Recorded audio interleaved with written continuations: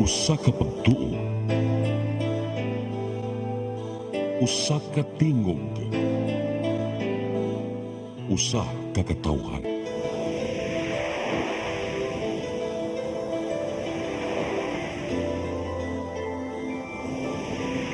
Cebu Catholic Television Network.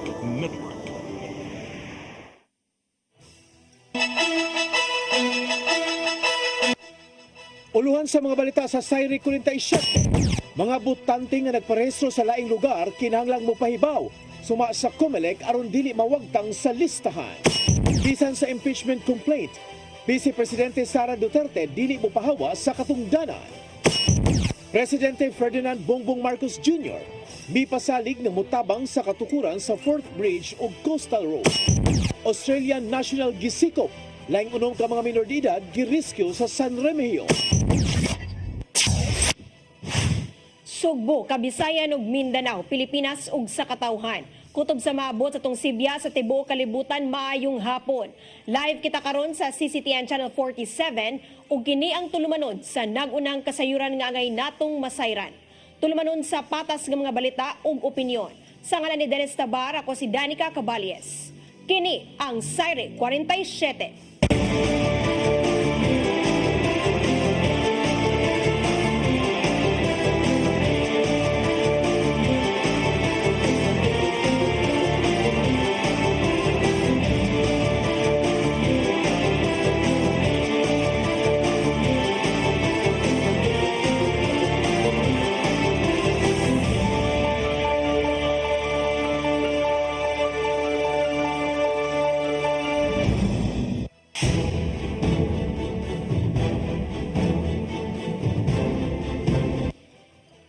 Ug karon sa kompletong detalye sa mga balita, Commission on Elections sa siyudad sa Mandaue ni pahimangno sa mga individual na modeklarar o mopahibaw kung nakaparehistro na sa laing lugar.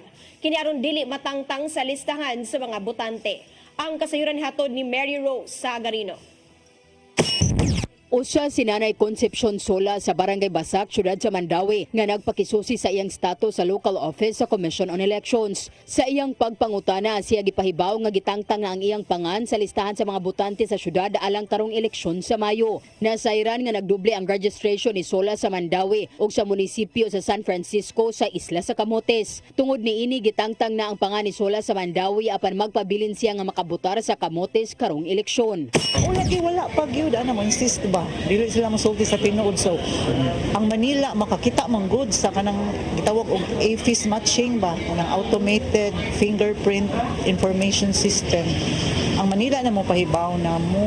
Si Sola sa lumad nga taga San Francisco sa Camotes, apan niadtong tuig 2012, ang iyang pamilya ni balhin og puyo sa Barangay Basak sa Mandaue. Si Solas nakaparehistro pagbalik sa Camotes niadtong tuig 2023 sa alang sa barangay election. Wala man ko ka-transfer kay na diretso man dito lagi kay ibaw kaning mga kuan nga mga politiko ila magidakpon nga aron makuan dito marestro mao nang kuan no. Si Solas rehistradong senior citizen sa Mandaue ug nagdawatan og financial assistance sa syudad. Siya giabisuhan nga kinahanglan sa sunod nga eleksyon makapatransfer na siya pagbalik sa Mandaue. Tungod niini gipahimangnuan sa COMELEC ang mga magparehistro. Ang uban man gud murag mahadlok sila ba nga basin kung transfer dili sila iparehistro. Parehistro man gud. Basta mosulti lang sa tinuod. Kay para makakuan mi ba unsay proper nga kuan namong ihatag nila nga forms. Mary Rose Sagarino, CCTN News. Dili muhawa si Vice Presidente Sara Duterte sa iyang katungdanan bisan pa man sa gidangatan sa impeachment complaint sa Kongreso. Gipangandaman una sa iyang kampo ang grupo sa mga abogado nga modepensa kaniya. Ang kasayuran hatod ni Mary Rose Sagarino.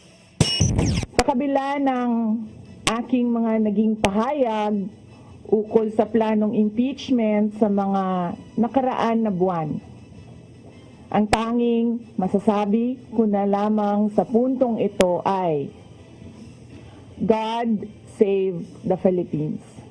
Kini na lang ang nahimong pagbati ni Vice Presidente Sara Duterte human siya gi-impeach sa 215 ka mga kongresista ning simanaha. Kaliwa sa mga nanggawas nga hungihong, gitataw ni Duterte nga wala sayang huna-huna ang pagkanaog sa pwesto. Gihatagan na karon og pagtagad sa opisyal ang pag-convene sa iyang legal team nga mao'y maglangkob sa pagdepensa kung mahinayon man ang Senate trial. Abli usab siya sa sugyot nga himuong lead sa prosecution ang amahan niyang si kanhi Presidente Rodrigo Duterte.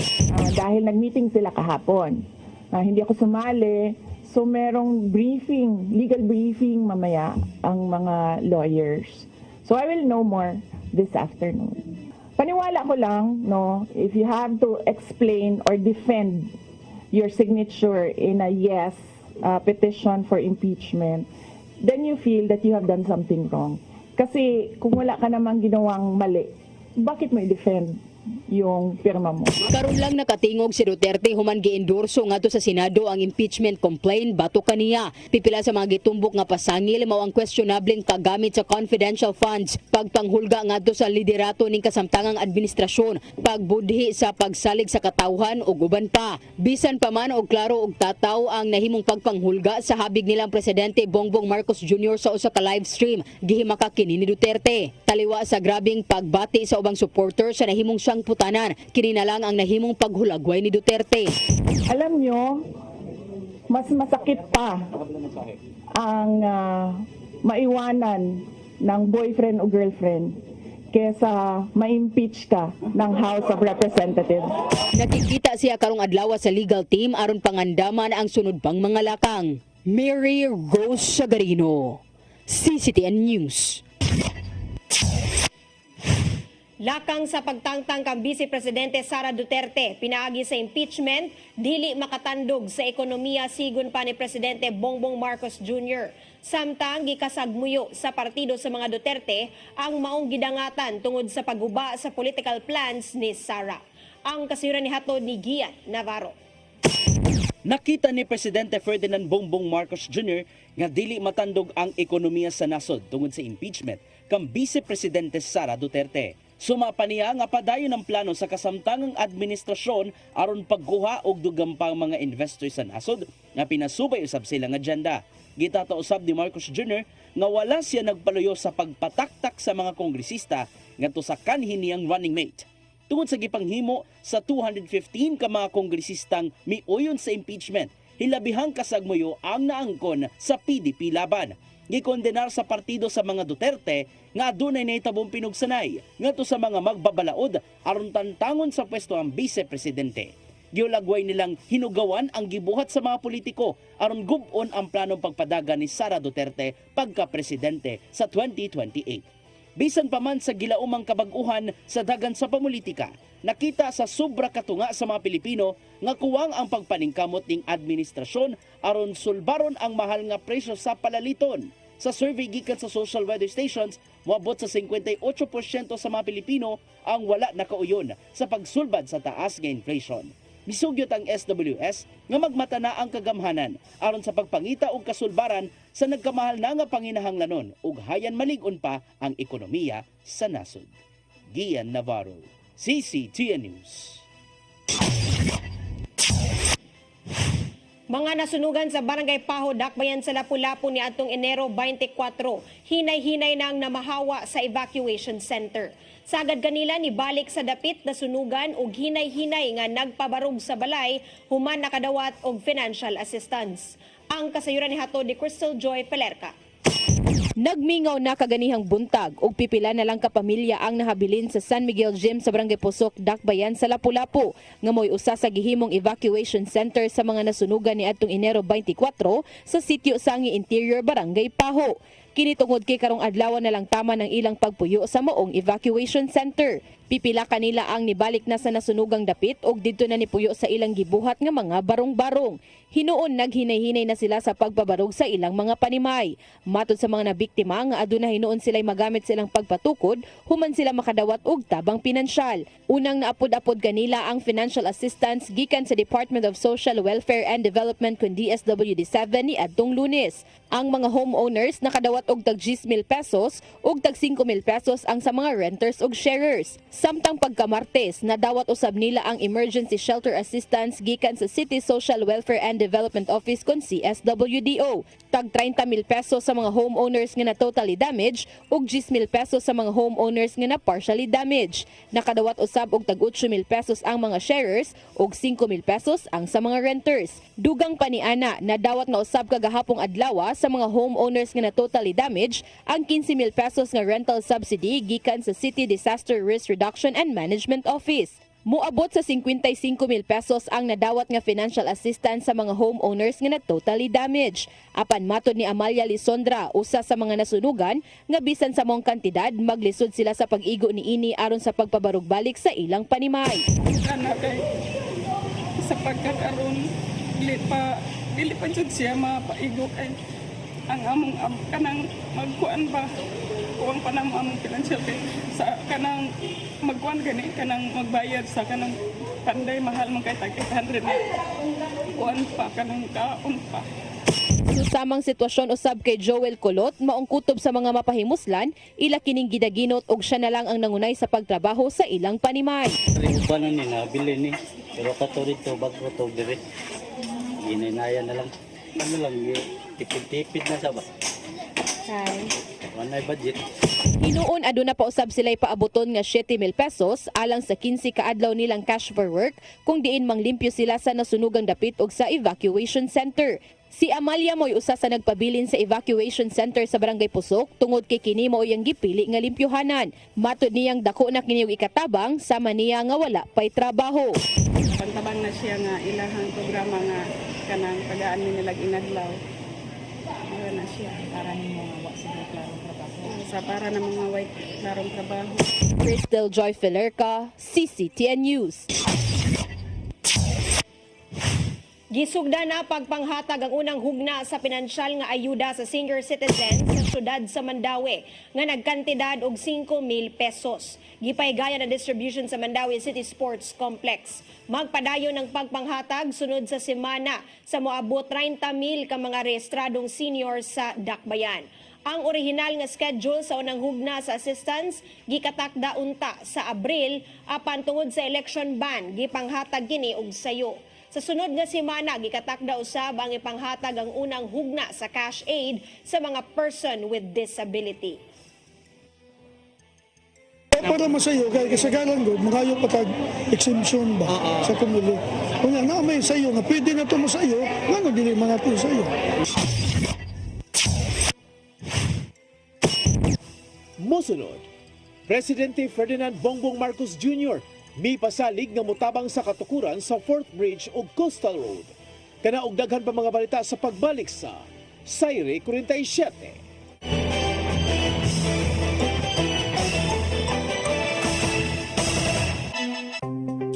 Discover the beauty of the Philippines.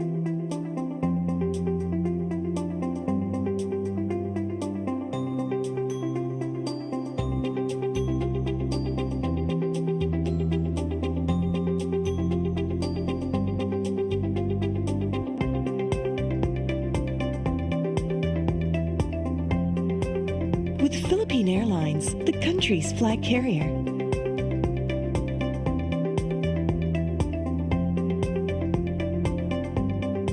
The airline that lets you feel the warmth of the nation.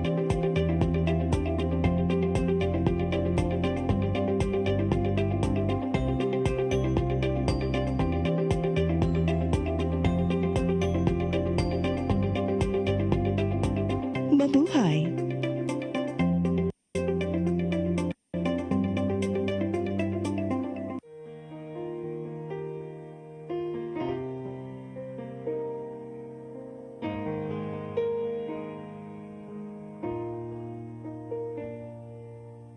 Heal me, O Lord, and I will be healed.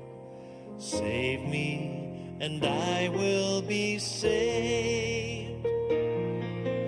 Heal me, O Lord, and I will be healed. For you are the one I praise.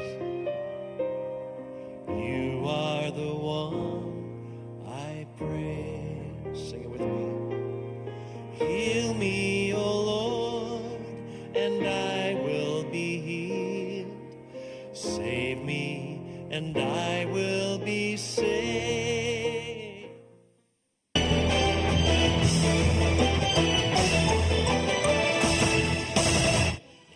Balik sa atong mga balita, Mayor Junior Dahong Chan ni hangyo ni Presidente Ferdinand Marcos Jr. alang sa katukuran sa 4th Bridge ug Coastal Road. Kinihuman nga wala matuki sa Regional Development Council meeting ang duha ka proyekto nga lakip unta sa agenda. Ang kasayuran ni hatod ni Crystal Joy Pelerca. Gibutyag ni Mayor Junior Dahong Chan nga lakip sa agenda sa Regional Development Council meeting nga gitambungan ni Presidente Ferdinand Bongbong Marcos Jr. Dinhi sa Sugbo ni adtong nilabay nga semana ang 4th Bridge ug ang Coastal Road nga tukuron sa Dakbayan sa Lapu-Lapu. Apan matod sa mayor nga wala na kini matuki sa moong meeting tungod sa kalimitado sa oras ug sa kadaghan sa kalihukan nga gitambungan sa presidente. Hinuon sigon pa ni Mayor Chan nga nakahigayon siya sa pakikinabi sa presidente paghuman sa inaugurasyon sa alternate runway sa Mactan Cebu International Airport. Ug didto napadangat niya ang iyang hangyo aron nga mapasugdan na ang pagpatukod sa Coastal Road nga mo'y preparasyon alang sa 4th Bridge. Matod sa mayor nga nalangay ang pagpasugod sa Coastal Road tungod kay wala pa'y clearance gikan sa Department of Environment and Natural Resources kun DENR. So ang ato lang to expedite that the President will intervene so that the project will be implemented because the funds is already there. Nana ang kwarta, but di ta kalihok because napay certain papers na gikinahanglan. Ang mong proyekto adunay budget nga 6 billion o gikatakdaon ta ning sugdan sa last quarter sa tuig 2024.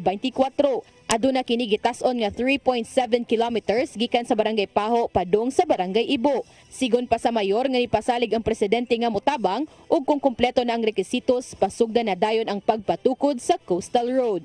Crystal Joy Pelerca, CCTN News. Mandawi City Mayor Glenn Bersede ni klaro sa hinungdan sa iyang pag-absent sa duha ka mga kalihukan sa Kapitolyo. Lakip na ang lunch meeting ni Presidente Marcos Jr. Ang kasayuran hatod ni Mary Rose Sagarino. Sa ninglabay nga mga adlaw, duha ka mga dagkong kalihukan ang gipahigayon sa Kapitolyo. Kini naglakip sa lunch meeting sa mga gobernador sa Visayas o opisyales sa 1 Cebu kuyog ni Presidente Ferdinand Marcos Jr. ni adtong Enero 30. Mabantayan sa mga hulagway nga wala ang presensya ni Mandawi City Mayor Glenn Bersede. Subay niini, giklaro ni Mayor Bersede nga wala siya makatambong sa lunch meeting tungod sa iyang flight paingon sa Maynila. Siya nakaschedule ni atong Enero 31 nga motambong sa clarificatory hearing nga gipahigayon sa Office of the Ombudsman bahin sa kasong grave misconduct bato kaniya. Ang iyang flight nakaschedule sa Enero 30 alas 3 sa hapon. Akong time man, nagka-conflict akong time man. Lockdown man.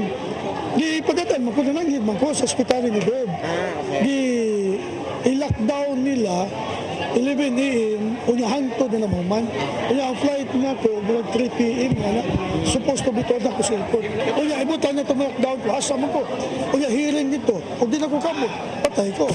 Ang clarificatory hearing nga iyang gitambungan naglambigit sa mga alegasyon sa duha ka residente nga nipasangil kang Bersede sa pagtugot kang dismissed Mayor Jonas Cortez sa padayong paglihok pagkamayor bisan pa sa suspension ni atong Agosto 21. Gihimugatan ni Bersede nga walay issue ang iyang pag-absent og tungod lang sa naunang schedule. Wala issue gyud. Kaso gyud makita mo na gyud gyud. Respeto gyud ko. Bisag mo patawag pag-usab si Gwen.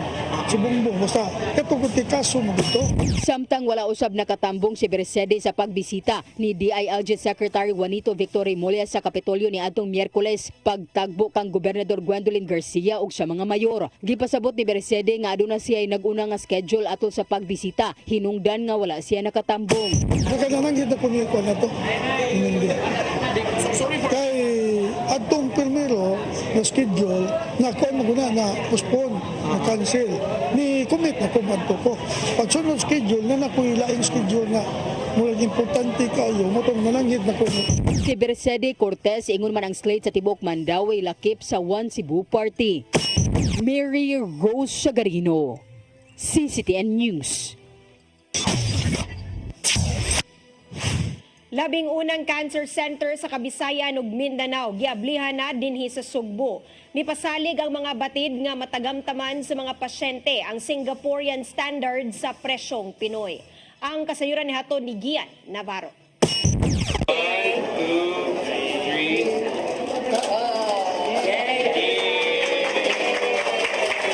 Giablihan na karong adlaw ang 11 cancer center sa Kabisayan ug Mindanao sa Visayas Medical Center sa Dakbayan sa Sugbo. Niubot na dinhi sa Sugbo ang Singapore Cancer Center nga may pasalig og world-class standards apan makiangayon ang presyo alang sa tanang mga Pilipino. Gimugna kini gikan sa kumpanyang Curie Oncology, usa ka cancer treatment center gikan sa nasod nga Singapore. Sumapa sa ilang chairman ug CEO nga si Dr. Ellie May Villegas nga matagamtaman na sa mga pasyente ang maayo ug taas nga standards sa pagpatambal sa sakit nga cancer. Gipaubos una sa training sa nasod nga Singapore ang grupo sa mga doktor ug medical staff aron masunod ang maong matang sa pagpanambal. Apan, ang gipahaom gyud alang sa mga Pilipino mao ang bayranan aron makapahimos sa ilang serbisyo. We've been doing a lot of cancer care. We think it is the best, but we can be better.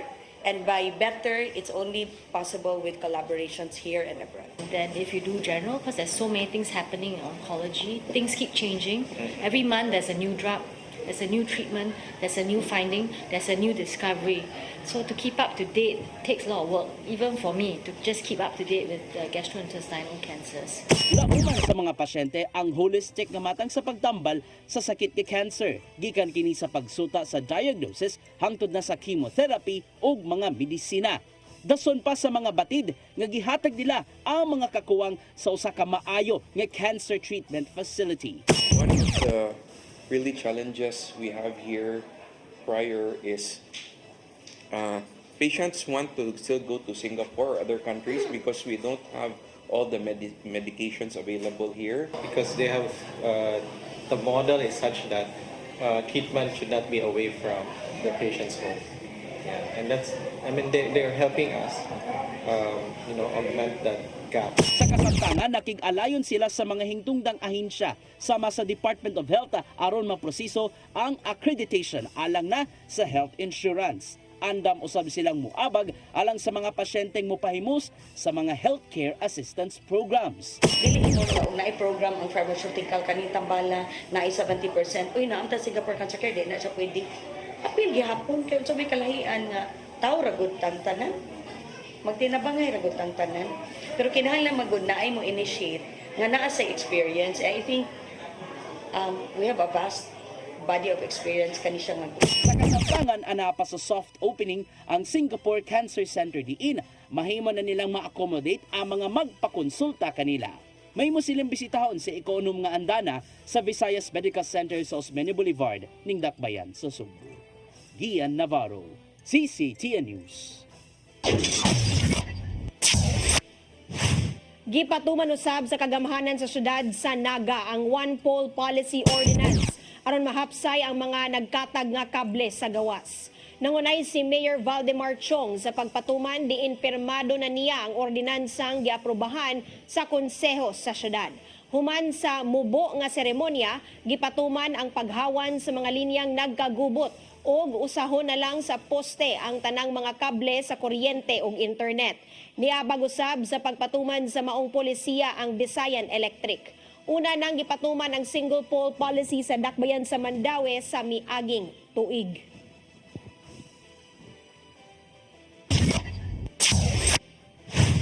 Kinuha gikan sa US Department of Defense ang nahagsang abyon sa Ampatuan, Maguindanao del Sur aron paghatag og intelligence ug surveillance sa nasod. Gikumpirmar kini sa US Indo-Pacific Command Public Affairs human namatay ang upat ka mga sakay sa aircraft kagahapon. Wala napalingkawas sa kalit nga paghagsa ang usa ka US military service member ug 3 ka defense contractors. Gitago una sa mga hingtungdang otoridad ang identity sa mga nakalas karong nakig-alayon sila una sa mga kabanay. Sumapa sa maong ahensya nga niabag sila sa paghatag og seguridad pinaagi sa pagpaniid sa mga kaalyadong nasod sama sa Pilipinas.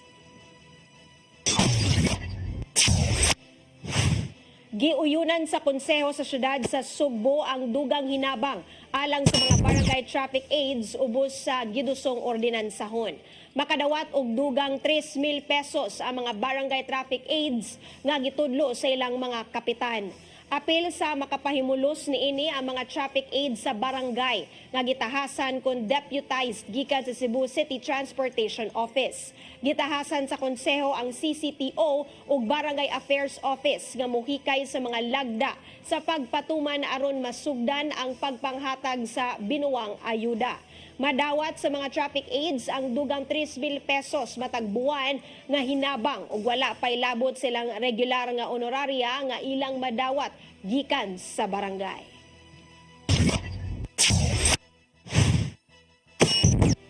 Mosunod, Australian National gisikop laing unom ka mga minor de edad girescue sa San Remigio.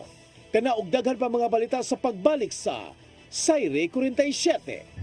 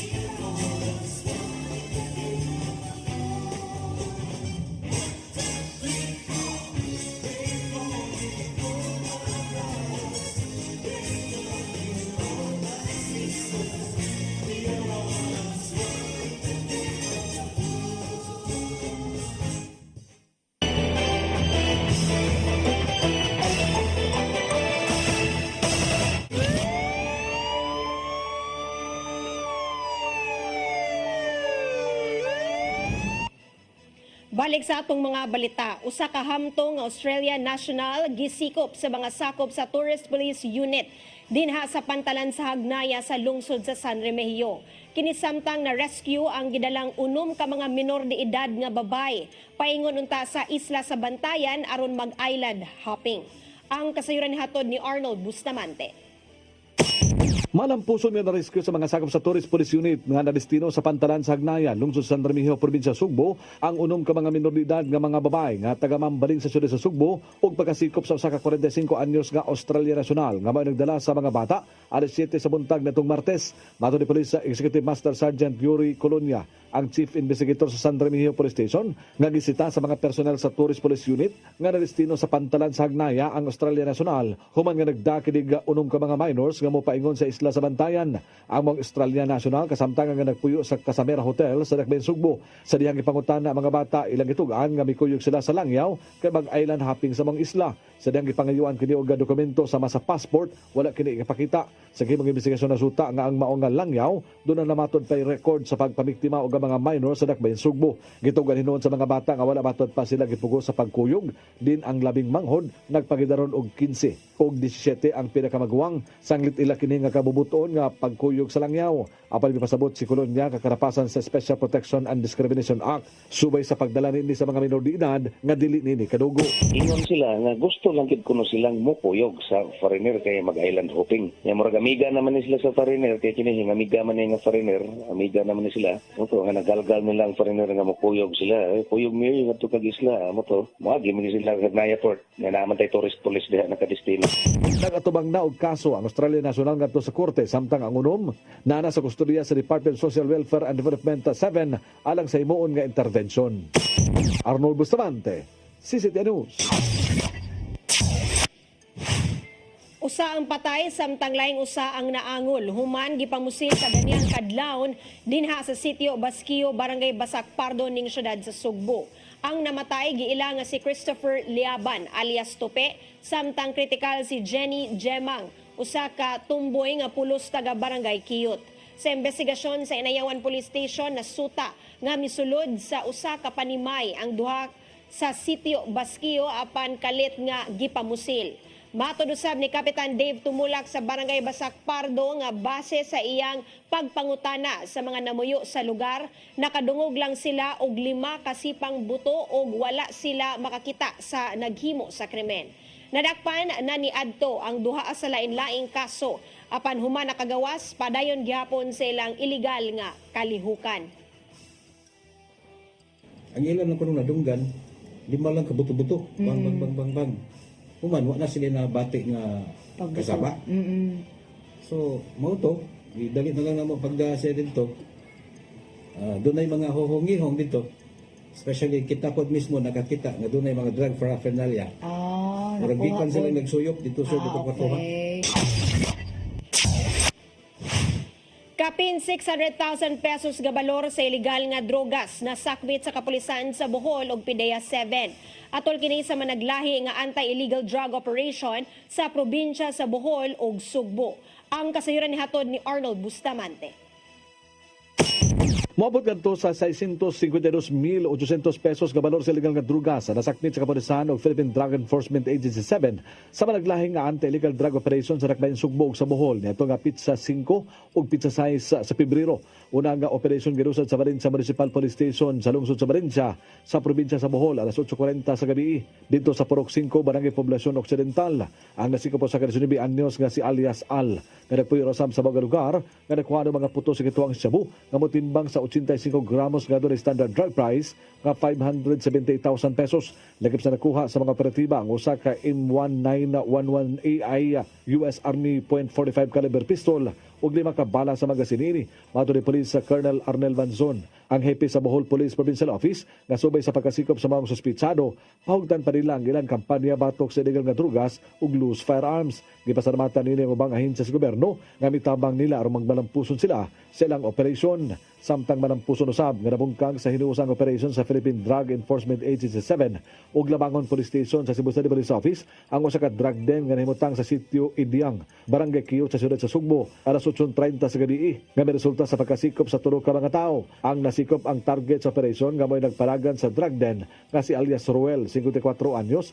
o sa kaliburer nga nagpuyo sa mga lugar. Lakip sa napusasan ang babae ug lalaki nga naabta sa sulod sa drug den nga giila nga silang alias Julieto, 43 anyos nga taga Kiyot, Dakbayan Sugbo, ug alias Christine, 34 anyos, service desk analyst nga taga Banilad, siyudad sa Mandawi. Nasakmit sa PDEA 7 ang 12 ka pakete sa gidudahang shabu nga motimbang sa 11 gramos nga dunay estimated average market value nga 74,000 pesos ug mga drug paraphernalia. Mato ni Lia Alcantara, information officer sa PDEA 7, nga duha ka semana nila nga gipaubos sa case build up ang ilang target human madawat ang kasayuran gikan sa kasaligang tinubdan. Gingon makabaligya si alias Ruel og 30 nga tuna sa 50 gramos madag semana. Kalapasan Section 5, 6, 7, 11 ug 12, Article 2 Republic Act 9165 ang giandam nga kaso sa mga suspitsado. Ang mga ebidensya nga nakuha gi-turn over kini sa PDEA 7 Regional Office Laboratory alang sa chemical analysis. Arnold Bustamante, CCTV News.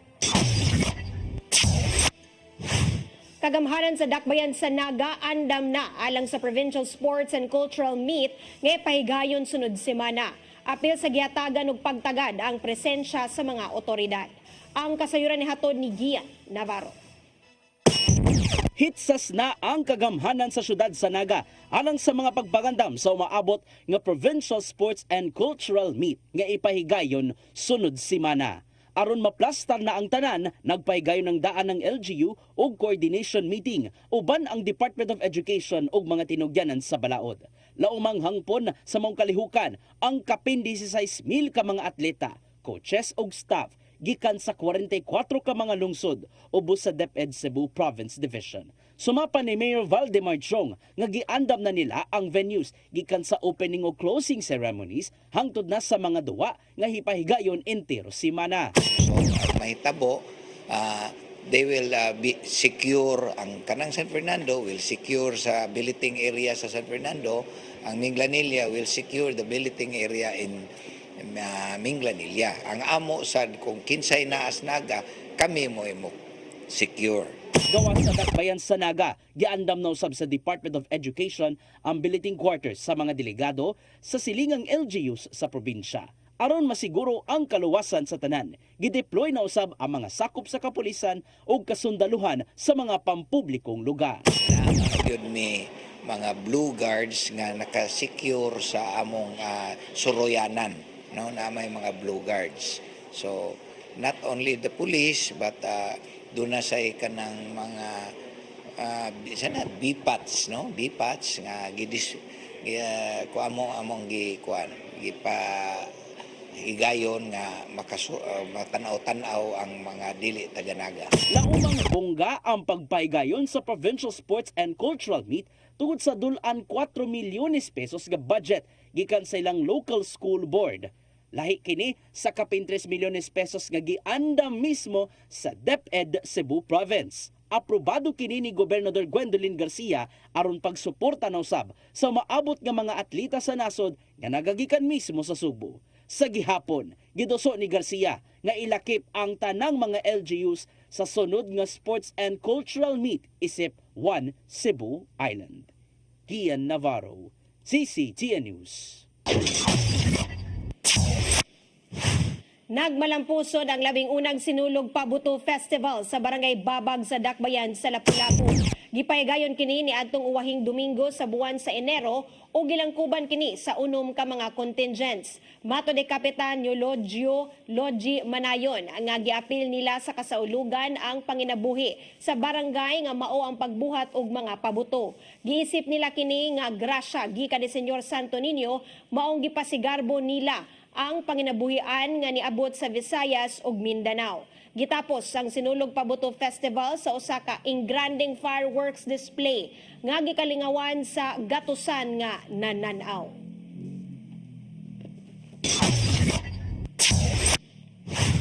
Mao kadto naglangkob sa itong mga balita sa Saire 47. Sa ngalan ni Dennis Tabar, ako si Danica Caballes. Hangtod Lunes pohon sa inyong paboritong tulumanon. Saire 47.